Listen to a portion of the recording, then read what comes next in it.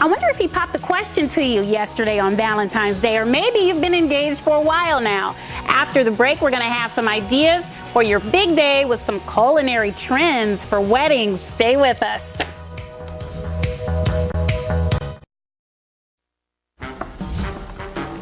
When it comes to wedding eats, you don't have to think of borrowed in the traditional sense. Our next guests have their own spin on what that means. From donut walls to modern after-dinner mints, here with some ideas on what's on trend for matrimonial munchies and meals is the husband and wife team, owners of 11 Courses Catering, Melissa and Jim Benson. Welcome to Great Day, Washington. Thank you. Thanks for having us. It's a pleasure. Wow. Okay, so well, what's an after-dinner mint and why is it so modern now? I mean, Right.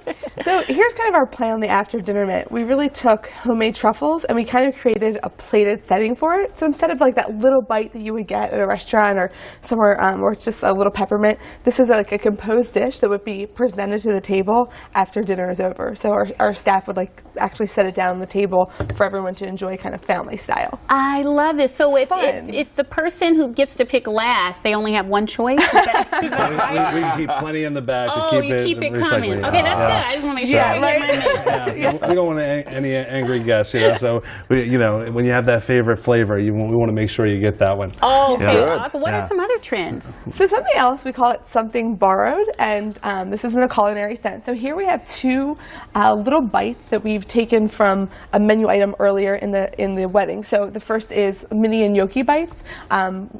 Say you have a little pasta bite as an appetizer, we reimagine that these are flash fried, so they're actually potato pasta pillows. Right, and so it gives you that essence of the funnel cake or donut, and kind of bringing a bit of the savory into the sweet. Much like over here we have our cornbread white chocolate cakes. So not everyone wants that big grand wedding cake, so this gives you that little quick bite with the savoriness of the corn cake with some white chocolate and some mango as well. Oh, that sounds delicious. I don't mind if I do. So you got something new with the modern, get something borrowed, nothing blue, any old, you don't want any old, right? Right. Old, old food, new, right? borrowed blue, right.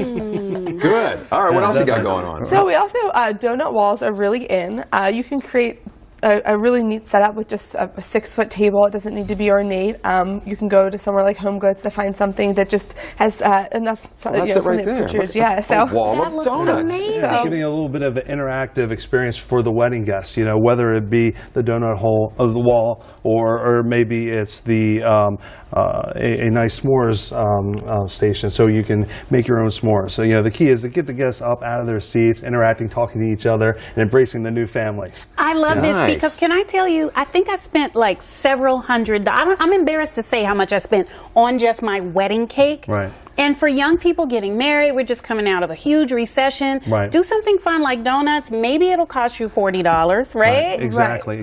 We had a client once who had an ice cream bar, and he had 2 giant waffle cones, and they put a scoop of ice cream in each one's cone, and made for a great picture adorable. as an alternative really to cute. the traditional cake cutting photo. Did any of it get on anybody's face? Oh, that's part of the fun. Yeah, of course. Some fudge there, some whipped cream, and the rest is history. That is brilliant. What are these things? Little powder things? Yeah, just incorporating some of the wonderful powders. We don't necessarily need to grab the salt and pepper. Have some flair with some beet powder or some carrot powder. Maybe some mushroom powder for the savory courses, and it just makes for a fun, interactive, station. Yeah. It's fun for the guests to pass around too, so instead of pass me the salt or pepper, it's pass me that powder. So, How about pass me a drink? You guys have any drink ideas? Oh, yeah. Lots of drink ideas. Yes. Signature drinks are still really popular. We do a lot of whiskey bars for kind of like a his drink.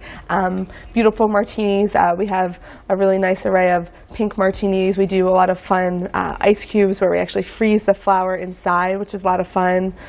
Also, we like themed drinks, so we do a lot of like Hawaiian Mai Tais or French 75 martinis, things like that too. So key is make it visual, and the guests will enjoy it that much more. Not only the guests, but the wedding crashers as well. We really appreciate that. Speaking from the crash, right here, right. That's from my. Look at that. Well, that looks delicious. Yummy. Our camera guy wants to grab one. I know, right? Well, there you go. There you go, ladies. I hope you don't mind, but I think after the break, Jim and I are actually going to go keep this party going. That's all right. Hop over to the Great Day Washington kitchen and the Pantone color. Oh, that's year-inspired treats. I wonder what color that is. You're not going to want, or actually you will want to watch for wedding edibles. All right. But first, we're going to check in with Allison, see how edible this wetter is. Well, Welcome back to the show. The couple, Allison, that we had in the previous segment, they've been married 11 years. Wow. And they also work together, so I kind of feel like it's double times, 22 years, right?